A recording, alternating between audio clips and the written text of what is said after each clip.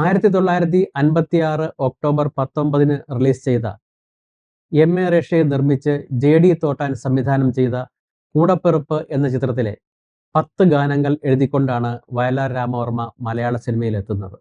അന്നു മുതൽ 245 ചിത്രങ്ങൾക്ക് അദ്ദേഹം ഗാനങ്ങൾ എഴുതി. റിലീസ് ചെയ്ത ചിത്രങ്ങൾ മാത്രമാണ് ഞങ്ങളിവിടെ പരിഗണിച്ചിരിക്കുന്നത്. അദ്ദേഹത്തിൻ്റെ മരണശേഷം പുറത്തുവന്നതും അദ്ദേഹത്തിൻ്റെ കവിതകൾ ഉൾപ്പെടുത്തിയ ചിത്രങ്ങളും ഈ ലിസ്റ്റിലുണ്ട്. 2016 റിലീസ് ചെയ്ത വയലാറിൻ്റെ ഒരു ഗാനം ഉൾപ്പെടുത്തിയ കാപ്പിരിത്തുരുത്ത് എന്ന ചിത്രം ഉൾപ്പെടെ 56 2 സിനിമകൾക്കായി 12 ഗാനങ്ങൾ എഴുതിയെങ്കിലും 57, 58 എന്നീ വർഷങ്ങളിൽ അദ്ദേഹത്തിൻ്റെ ഗാനങ്ങൾ ഒന്നും തന്നെ ഇല്ലായിരുന്നു. 59 10 ഗാനങ്ങളുമായി വന്നെങ്കിലും 60, 61 വർഷങ്ങളിലും ഗാനരചയിതാവായി മലയാള സിനിമാ രംഗത്ത് അദ്ദേഹം ഉണ്ടായിരുന്നില്ല. പക്ഷേ 62 മുതൽ തുടങ്ങി 75 വരെയുള്ള കാലഘട്ടത്തിൽ അദ്ദേഹത്തിൻ്റെ സംഭാവനകൾ മലയാളികൾ ഒരിക്കലും മറക്കില്ല.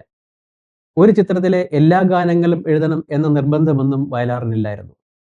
മറ്റ് ഗാനരചയിതാക്കളോടൊപ്പം 8 ചിത്രങ്ങളിൽ ഒരു ഗാനം മാത്രം അദ്ദേഹം എഴുതി.